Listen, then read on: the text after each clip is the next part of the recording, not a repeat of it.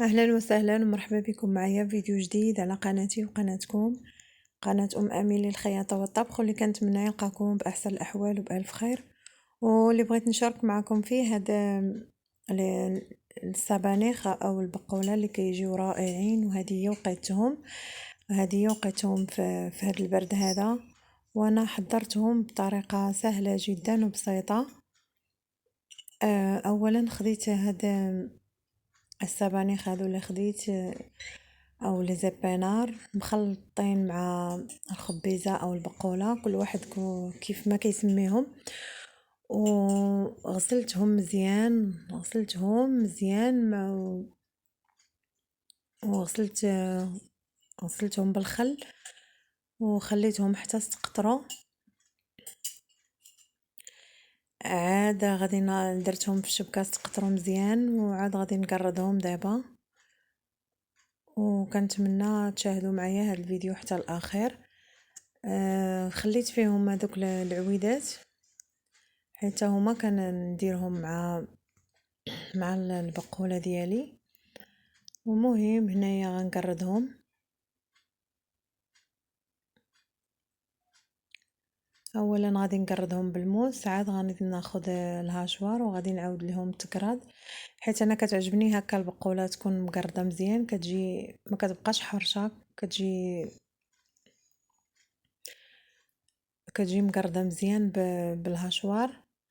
وكل واحد عاوتاني شنو كيفاش الطريقه ديالو وشنو كيعجبو كيفاش كيعجبو يقردها.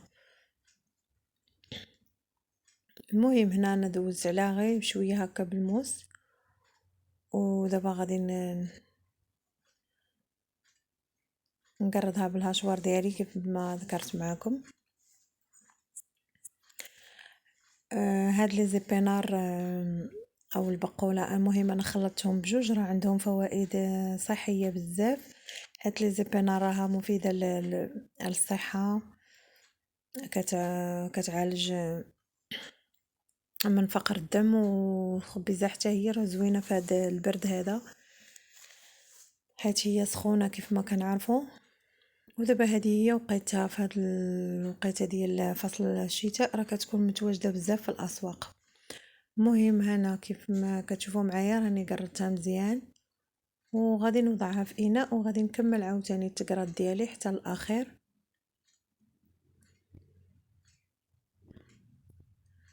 باش غادي نطيبها.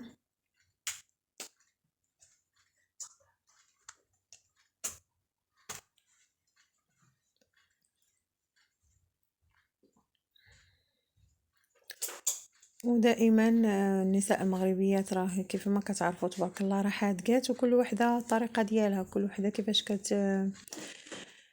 كتقردها. كاين اللي ما كتستعملش الهاشوار نهائيا، كتقردها غير بيديها.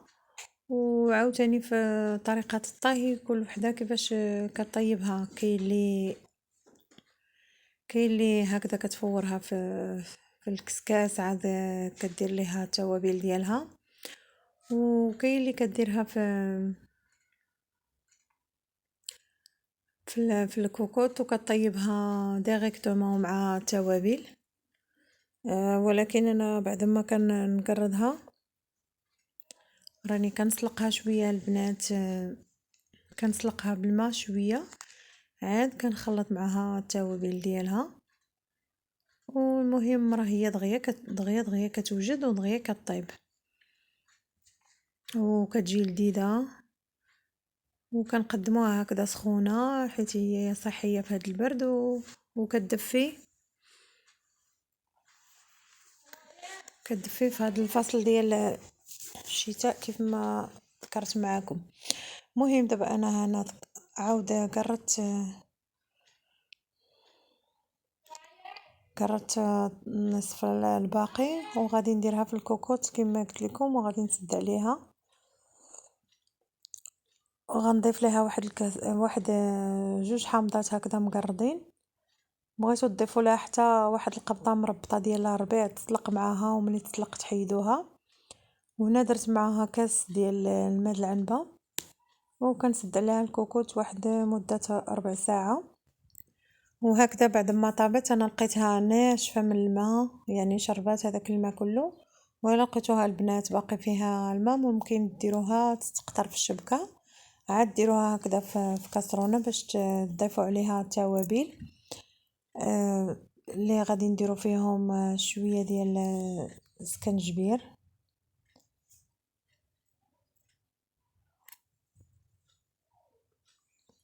وعاد غنديرو شويه ديال الخرقوم بلدي، ومن بعد غادي نضيفو شويه تحميره، وغادي نديرو شويه د الملح، وهنايا غادي نضيفو عاود شويه الكمون، غير نص معلقه، والبزار او السودانيه على حساب الذوق، حيت الا كانت الهريسه حاره ديروا غير شويه السودانيه ولا شويه البزار.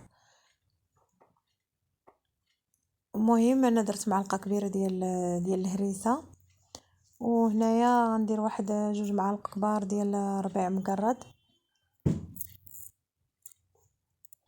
وغادي ناخد زيت الزيتون، عفوا ناخد قبل غناخد 3 ضريسات ديال الثومه اللي غادي نحكهم في فوق مع المقادير. وغادي من بعد غادي ناخد زيت الزيتون اللي غادي نضيف فيها واحد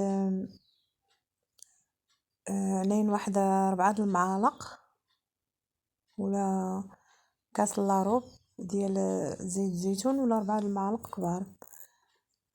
مهم غادي نحركو هاد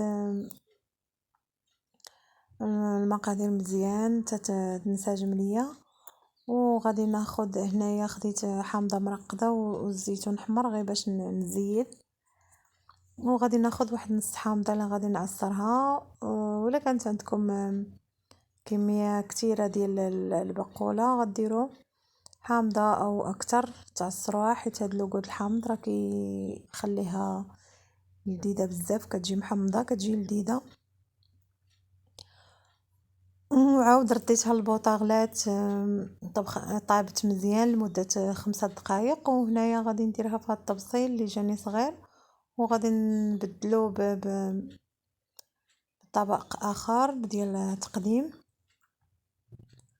وغادي نقدموا لكم هاد الاكله بصحه وراحه. هاد الاكله هاد الشتويه بصحه وراحه، وكنتمنى هاد الطبق ديال اليوم يعجبكم. وما تنسونيش بلي لايك ديالكم، ودائما البنات اللي غيدخلوا اول مره القناه ما تنساوش ديروا اشتراك وتفعلوا الجرس باش يوصلكم دائما جديد الفيديوهات ديالي. وشكرا.